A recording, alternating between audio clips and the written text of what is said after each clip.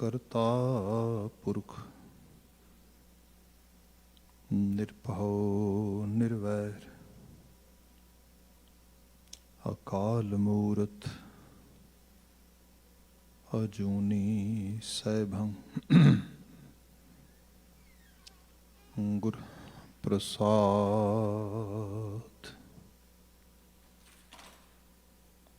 ਸਤਿਨਾਮ ਵਾਹਿਗੁਰੂ ਸਾਹਿਬ JIO. Majh ਮਹਲਾ ਤੀਜਾ।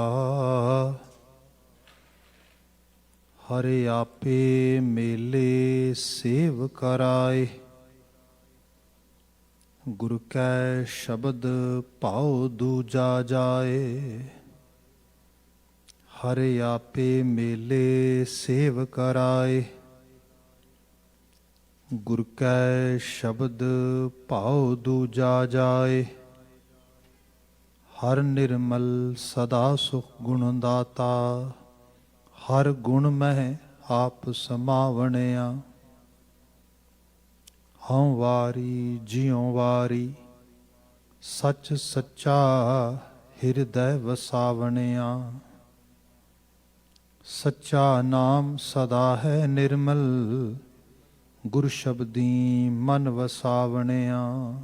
ਰਹਾਉ ਆਪੇ ਗੁਰ ਦਾਤਾ ਕਰਮ ਵਿਧਾਤਾ, ਸੇਵਕ ਸੇਵਹਿ ਗੁਰਮੁਖ ਹਰਿ ਜਾਤਾ। ਅੰਮ੍ਰਿਤ ਨਾਮ ਸਦਾ ਜਨ ਸੋਹੈ, ਗੁਰਮਤਿ ਹਰ ਰਸ ਪਾਵਣਿਆ। ਇਸ ਗੁਫਾ ਮਹਿ ਇਕ ਥਾਨ ਸੁਹਾਇਆ,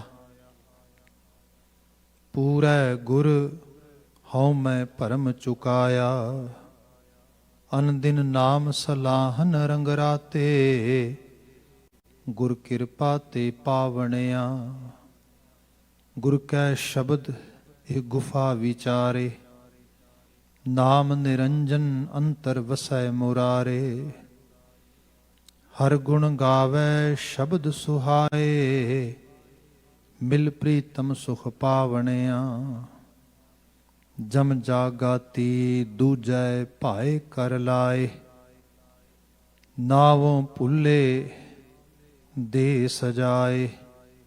ਘੜੀ ਮੁਹਤ ਕਾ ਲੇਖਾ ਲੇਵੈ, ਰਤਿयों ਮਾਸਾ ਤੋਲ ਕਢਾਵਣਿਆ।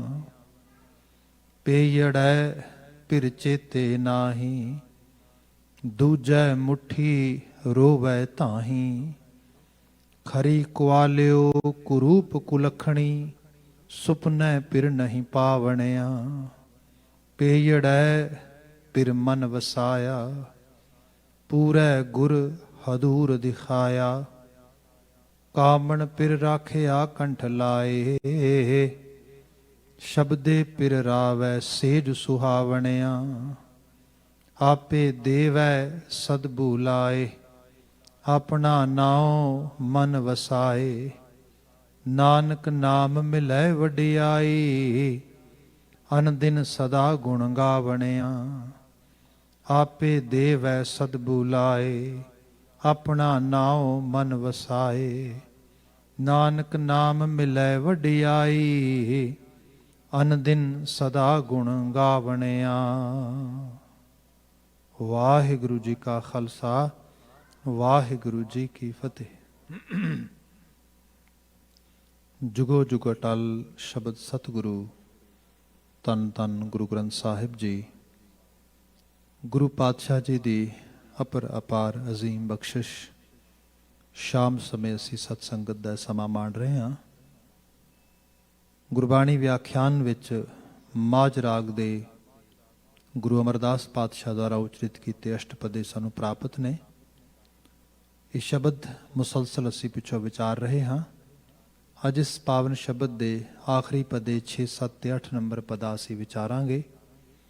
ਹਮੇਸ਼ਾ ਦੀ ਤਰ੍ਹਾਂ ਵਿਚਾਰ ਦੀ ਪ੍ਰਾਰੰਭਤਾ ਰਹਾਉ ਦੇ ਬੰਦ ਤੋਂ ਕਰ ਰਹੇ ਹਾਂ। ਸਭ ਜ਼ਿਕਰ ਕਰ ਰਹੇ ਨੇ, ਹਉ ਵਾਰੀ ਜਿਉ ਵਾਰੀ, ਸੱਚ ਸੱਚਾ ਹਿਰਦੈ ਵਸਾਵਣਿਆ। ਮੈਂ ਕੁਰਬਾਨ ਜਾਨਾ ਹਾਂ, ਵਾਰਨੇ ਜਾਨਾ ਹਾਂ ਉਹਨਾਂ ਰੂਹਾਂ ਤੋਂ, ਉਹਨਾਂ ਮਨੁੱਖਾਂ ਤੋਂ ਜਿਨ੍ਹਾਂ ਨੇ ਆਪਣੇ ਆਪ ਨੂੰ ਸੱਚ ਨਾਲ ਪ੍ਰਣਾ ਲਿਆ, ਜਿਨ੍ਹਾਂ ਦੇ ਹਿਰਦੇ ਦੇ ਵਿੱਚ ਅਕਾਲ ਪੁਰਖ ਵਾਹਿਗੁਰੂ ਦੀ ਉਹ ਹੋਂਦ ਜਿਹੜੀ ਬਿਲਕੁਲ ਸੱਚ ਦੇ ਨਾਲ ਸਾਨੂੰ ਜੋੜਨ ਵਾਸਤੇ ਮਦਦ ਕਰਦੀ ਹੈ, ਉਹ ਆਭਾ ਵਸ ਗਈ ਹੈ, ਜਿਹੜੇ ਸਰੂਪ ਵਿੱਚ ਸਚਿਆਰ ਹੋ ਗਏ ਨੇ, ਉਹਨਾਂ ਤੋਂ ਮੈਂ ਆਪਣਾ ਆਪਾ ਕੁਰਬਾਨ ਕਰਦਾ। ਸੱਚ ਸੱਚਾ ਨਾਮ ਸਦਾ ਹੈ ਨਿਰਮਲ, ਕਿਉਂਕਿ ਇਹੋ ਹੀ ਇੱਕ ਐਸੀ ਚੀਜ਼ ਹੈ ਜਿਹੜੀ ਸਾਨੂੰ ਮੈਲ ਰਹਿਤ ਜੀਵਨ ਜੀਣ ਵਾਸਤੇ ਪ੍ਰੇਰਦੀ ਹੈ, ਜੀਵਨ ਜੀਣ ਲਈ ਸਾਨੂੰ ਰਾਹ ਵਿਖਾਉਂਦੀ ਹੈ। ਗੁਰ ਸ਼ਬਦੀ ਮਨ ਵਸਾਵਣਿਆ। ਤੇ ਜੇ ਕੋਈ ਇਸ ਤਰੀਕੇ ਦੇ ਨਾਲ ਆਪਣੇ ਆਪ ਨੂੰ ਹਾਰਦਿਕ ਤੌਰ ਤੇ ਕਰਤਾਰ ਦੀ ਹੋਂਦ ਵਿੱਚ, ਸੋਚ ਵਿੱਚ, ਉਸਦੇ ਪੈ ਭਾਵ ਵਿੱਚ ਜੀਣ ਵਾਸਤੇ ਵੇਖਣਾ ਚਾਹੁੰਦਾ ਹੈ, ਉਸ ਰੰਗ 'ਚ ਆਪਣੇ ਆਪ ਨੂੰ ਰੰਗਿਆ ਵੇਖਣਾ ਚਾਹੁੰਦਾ ਹੈ, ਤੇ ਗੁਰੂ ਬਾਬਾ ਜੀ ਬਿਆਨ ਕਰਦੇ ਕਿ ਇਹਦੇ ਵਾਸਤੇ ਗੁਰ ਸ਼ਬਦ ਹੀ ਰਾਹ ਆ। ਸੋ ਗੁਰ ਸ਼ਬਦ ਨਾਲ ਜਿੰਨੀ ਸਾਂਝ ਪਾਵਾਂਗੇ ਉਹ ਸਾਨੂੰ ਸਚਿਆਰ ਬਣਾਏਗੀ, ਸਾਨੂੰ ਰੱਬ ਦੇ ਨਿਰਮਲ ਭੈ ਵਿੱਚ ਲੈ ਜਾਏਗੀ, ਸਾਨੂੰ ਜੀਵਨ ਜਿਹੜਾ ਗੁਣਾ ਅਸੂਲਾਂ ਤੇ ਮੋਰਲ ਵੈਲਿਊਜ਼ ਤੇ ਜੀਣ ਦੀ ਜਾਚ ਸਾਨੂੰ ਆ ਜਾਏਗੀ। ਇਹ ਰਹਾ ਉਹਦਾ ਬੰਦ ਹੈ। ਹੁਣ ਆ ਜਾਈਏ ਜਿਸ ਪਦੇ ਤੇ ਅੱਜ ਅਸੀਂ ਵਿਚਾਰ ਅੱਗੇ ਲੈ ਕੇ ਜਾਣੀ ਹੈ। ਸਭ ਜ਼ਿਕਰ ਕਰਦੇ ਨੇ, ਪੇਈੜੈ ਪਿਰ ਚੇਤੇ ਨਾਹੀ, ਦੂਜੈ ਮੁੱਠੀ ਰੋਵੈ ਤਾਹੀ। ਪੇਈੜੈ ਪਿਰ ਚੇਤੈ ਨਾਹੀ। ਪੇਕੇ ਤੇ ਸਹੁਰੇ ਘਰ ਦਾ ਦ੍ਰਿਸ਼ ਗੁਰੂ ਗ੍ਰੰਥ ਸਾਹਿਬ ਵਿੱਚ ਤੁਹਾਨੂੰ ਅਕਸਰ ਮਿਲ ਜਾਏਗਾ। ਕਿਤੇ ਅਸੀਂ ਇਸ ਤਰ੍ਹਾਂ ਪੜ੍ਹਦੇ ਹਾਂ, ਸਭਨੀ ਸਹੁਰੇ ਵੰਜਣਾ ਸਭ ਮੁਕਲਾਵਣ ਹਾਰ। ਇੱਕ ਦਿਨ ਸਭ ਨੇ ਸਹੁਰੇ ਘਰ ਜਾਣਾ ਹੈ, ਸਭ ਨੂੰ ਇੱਕ ਦਿਨ ਮੁਕਲਾਵਾ ਤੁਰ ਜਾਣਾ ਹੈ ਸਾਰਿਆਂ ਦਾ। ਜਾਂ ਕਿਤੇ ਇਸ ਤਰ੍ਹਾਂ ਪੜ੍ਹਾਇਆ ਜਾਂਦਾ ਹੈ ਕਿ ਇਸ ਸੰਸਾਰ ਵਿੱਚ ਰਹਿੰਦਿਆਂ ਪੇਕੇ ਘਰ ਵਿੱਚ ਰਹਿੰਦਿਆਂ ਸਹੁਰੇ ਘਰ ਦੀ ਜਾਚ ਸਿੱਖ ਲੈ, ਕਿ ਐਸਾ ਨਾ ਹੋਏ ਕਿ ਇਹ ਮੁੰਦ, ਇਹ ਜੀਵਾਤਮਾ, ਇਹ ਜੀਵ ਰੂਪ ਇਸਤਰੀ ਤੇਰਾ ਸਹੁਰੇ ਘਰ ਪ੍ਰੋਪਰਲੀ ਵੰਝਣਾ ਹੋਏ ਨਾ, ਉੱਥੇ ਪਿਰ ਨਾਲ ਤੇਰੀ ਸਾਂਝ ਬਾਣੀ ਨਾ ਆਵੇ। ਇਸ ਕਿਸਮ ਦੇ ਖਿਆਲਾਤ ਵੀ ਗੁਰੂ ਮਹਾਰਾਜ ਦੀ ਬਾਣੀ ਚਾਹੁੰਦੇ ਨੇ। ਸੋ ਇਸ ਬਾਬਤ ਇਹ ਹੈ ਕਿ ਜਿਹੜੇ ਸ਼ਬਦ ਨੇ, ਅਲਫਾਜ਼ ਨੇ, ਹਰਫ ਨੇ, ਇਹਨਾਂ ਦੇ ਪਿੱਛੇ ਇੱਕ ਤੇ ਭਾਵਨਾ ਆ, ਦੂਸਰੇ ਨੰਬਰ ਤੇ ਫੀਲਿੰਗ ਆ। ਜਿਹੜੀ ਫੀਲਿੰਗ ਹੁੰਦੀ ਹੈ, ਸਪੋਜ਼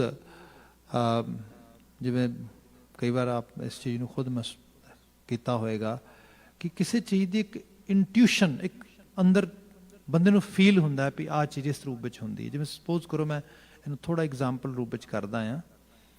ਕਦੀ ਦੇਖਿਆ ਹੋਏਗਾ ਆਪਨੇ, ਬੰਦਾ ਇੱਕ ਸਟਰਗਲ ਵਾਲੇ ਟਾਈਮ ਵਿੱਚੋਂ ਲੰਘਦਾ ਹੈ, ਖਾਸ ਕਰਕੇ ਫੈਮਲੀਜ਼ ਦੇ ਵਿੱਚ, ਰਿਲੇਸ਼ਨਸ਼ਿਪ ਦੇ ਵਿੱਚ ਕਿਸੇ ਤਰੀਕੇ ਦੇ ਨਾਲ ਸਮਾਂ ਪਾ ਕੇ ਚੀਜ਼ਾਂ ਚੇਂਜ ਹੋ ਜਾਂਦੀਆਂ, ਤਬਦੀਲੀ ਹੋ ਜਾਂਦੀ ਉਹਨਾਂ ਦੇ ਵਿੱਚ। ਇੱਕ ਦੂਜੇ ਨੂੰ ਅੰਡਰਸਟੈਂਡ ਕਰਨ ਦੀ ਜਾਚ ਆ ਜਾਂਦੀ, ਥੋੜੀ ਮੈਚਿਓਰਿਟੀ ਆ ਜਾਂਦੀ, ਥੋੜਾ ਸਹਿਨ ਸ਼ਕਤੀ ਆ ਜਾਂਦੀ। ਜਿਵੇਂ ਸਪੋਜ਼ ਕਰੋ ਕੋਈ ਨੂੰਹ ਵਿਆਹ ਕੇ ਘਰ ਆਈ ਹੈ, ਨੂੰਹ ਕਰਕੇ ਸੱਸ ਨੂੰ ਅਨਕੰਫਰਟੇਬਲ ਫੀਲ ਹੋਣਾ ਪੈ ਰਿਹਾ ਹੈ, ਜਾਂ ਸੱਸ ਕਰਕੇ ਨੂੰਹ ਅਨਕੰਫਰਟੇਬਲ ਫੀਲ ਕਰ ਰਹੀ ਹੈ।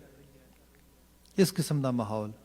ਕੋਈ ਬੰਦਾ ਕਿਸੇ ਪਰਿਵਾਰ 'ਚ ਵਿਆਹ ਹੋਇਆ ਹੈ, ਉਸ ਪਰਿਵਾਰ ਦੇ ਜਿਹੜਾ ਉਹਨਾਂ ਦਾ ਵਰਤੋਂ ਵਿਹਾਰ ਹੈ ਉਹਦੇ ਨਾਲ ਉਹ ਸਾਰੇ ਕਰਕੇ ਉਹ ਅਨਕੰਫਰਟੇਬਲ ਫੀਲ ਕਰਦਾ ਹੈ, ਜਾਂ ਉਸ ਬੰਦੇ ਕਰਕੇ ਜਿਹੜਾ ਉਹਦਾ ਇਨਲਾਜ਼ ਫੈਮਿਲੀ ਹੈ ਉਹ ਥੋੜਾ ਅਨਕੰਫਰਟੇਬਲ ਫੀਲ ਕਰਦੀ। ਸੋ ਇਹ ਸ਼ੁਰੂਆਤ ਦੇ ਵਿੱਚ ਇਸ ਕਿਸਮ ਨਾਲ ਹੋਇਆ, ਹੌਲੀ ਹੌਲੀ ਅੰਡਰਸਟੈਂਡਿੰਗ ਹੋ ਗਈ, ਜਾਂ ਪਤਾ ਲੱਗ ਗਿਆ ਕਿ there is no any choice, we have to actually deal with each other and they go through with that. ਇਹਦੀ ਸਟੱਡੀਜ਼ ਇਹ ਦੱਸਦੀਆਂ ਨੇ, ਬੰਦਿਆਂ 'ਚ ਆਮ ਕਰਕੇ ਦੇਖਿਆ ਗਿਆ ਕਿ ਬੰਦੇ ਉਸ ਸਿਚੁਏਸ਼ਨ ਤੋਂ ਜਦੋਂ ਥੋੜੇ ਬਾਹਰ ਆ ਗਏ, ਜਦੋਂ ਸਾਵੇ ਹਾਲਾਤ ਹੋ ਗਏ, they keep on moving toward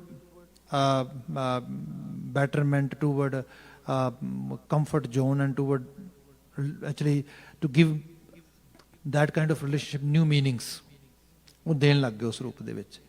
ਜਿੱਥੇ ਕਿਤੇ ਫੈਮਿਨਨ ਜੈਂਡਰ ਬਾਰੇ ਪਤਾ ਲੱਗਾ ਕਿ ਉਹ ਭਾਵੇਂ ਹੁਣ ਉਸ ਕਿਸਮ ਦੀ ਸਟਰਗਲ ਨਹੀਂ ਰਹਿ ਗਈ, ਉਸ ਕਿਸਮ ਦੀ ਤੰਗੀ ਵੀ ਨਹੀਂ ਰਹਿ ਗਈ, ਪਰ ਉਹ ਅਜੇ ਵੀ ਉਸੇ ਜਗ੍ਹਾ ਤੇ ਖੜੀ ਹੈ, ਅਜੇ ਵੀ ਉਸੇ ਚੀਜ਼ ਨੂੰ ਹੀ ਵਾਰ-ਵਾਰ ਜਿਹੜਾ ਹੈਗਾ ਰੀਕਾਲ ਕਰ ਰਹੀ ਹੈ।